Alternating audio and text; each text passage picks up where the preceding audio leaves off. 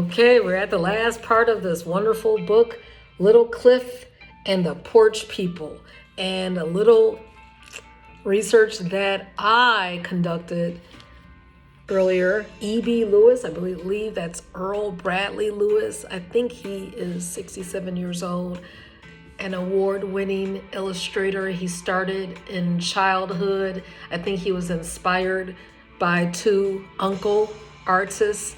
I was recently with a good friend of mine. He's an artist, and he was recollecting how in childhood, that's all he wanted to do. He just wanted to stay in his room and make art and doodle and draw. And not until he was around 7th or 8th grade when his sister got an award for sports. You know, his family, I don't know, it was an auntie who teased him. You see, you need to be getting something like that. And in 7th grade, that's when he went out for the football team and he earned Rookie of the Year. So he was just totally talented all the way around. And now he has exhibitions all over the place, Chicagoland area, and curator of many great, magnificent works. And yeah, just proud of him. Anyway, he reminds me of E.B. Lewis, how it's in you, the talent. And the author reminds us of his giftedness too. Okay, so Miss Callie finished the special butter. She said, Mama's Pearl's special butter is ready. Then she took the cold bowl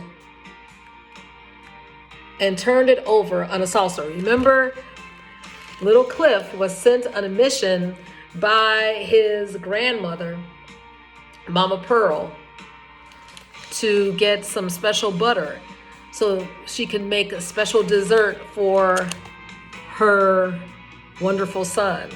Yeah. Which I believe is this man, or her grandson, or her son. Well, anyway, a family member.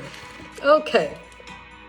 And she said, go straight to the woman's house and don't stop because the neighbors are going to want to talk. And sure enough, the elders on the porches, they were like, hey, come over, Cliff, and let me show you this and that.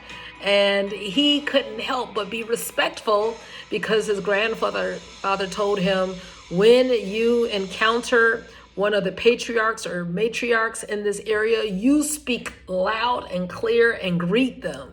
But they wanted to take his time, and just wanted to get that special butter. Well, anyway,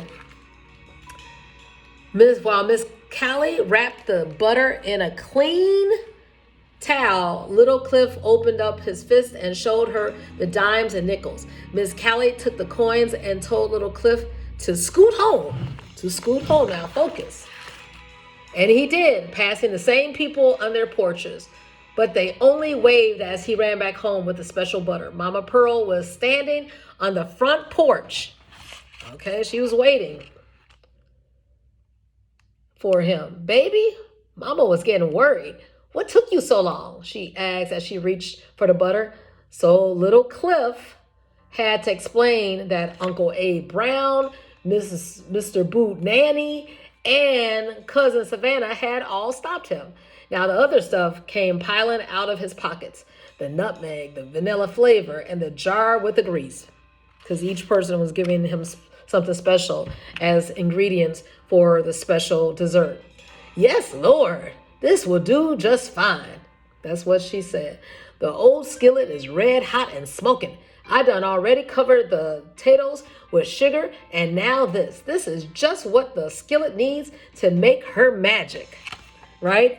Because she loves to cook treats, and that's what we were talking about, the color purple, that Celie was a great chef. She was a great seamstress. She was a great cleaner, just an all-around domestic queen. So, Mama, can I watch? Little Cliff anxiously asked. He wanted to watch her cook. You sure can, boy. But in the small kitchen, Cliff was disappointed when all he saw was an ordinary black iron skillet. Where was the magic? Come on, the magic is in the heart. Now, come on, we're going to have to finish this. Little Cliff watched as Mama Pearl humming took the jar that Cousin Savannah had sent and poured the tablespoons of fresh grease into a hot skillet.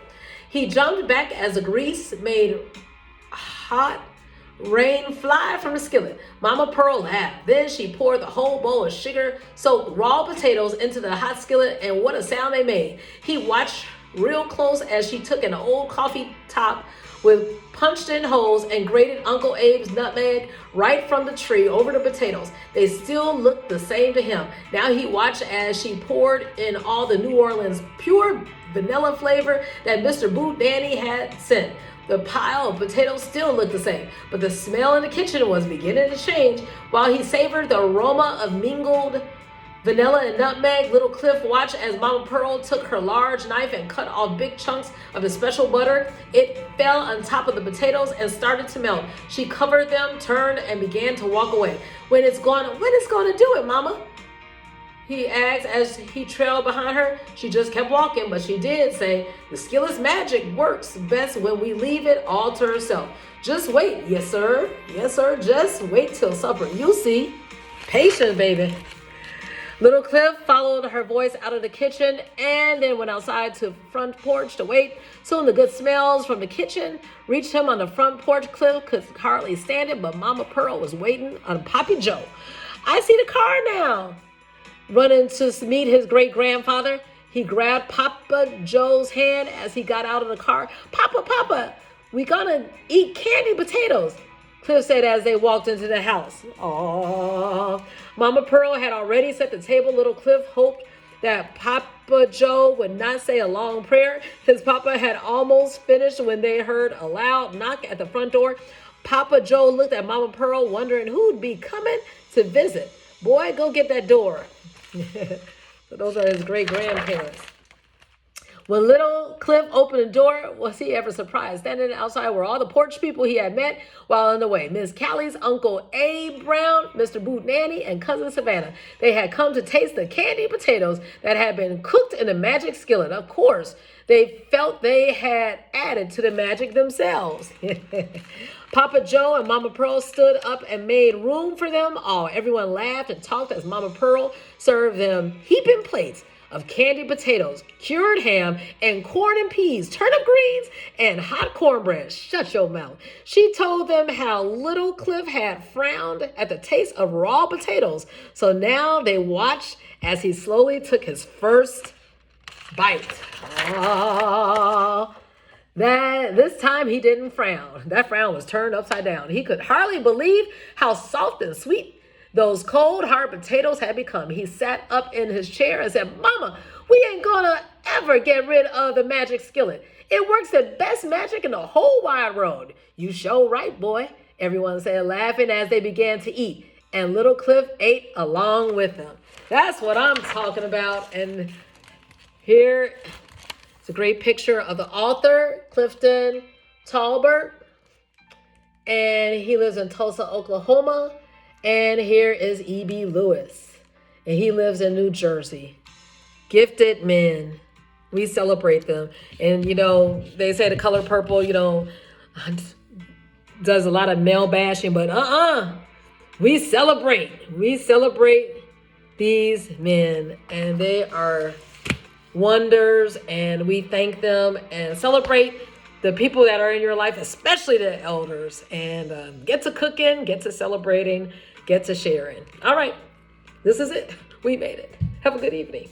About to go to Kwanzaa.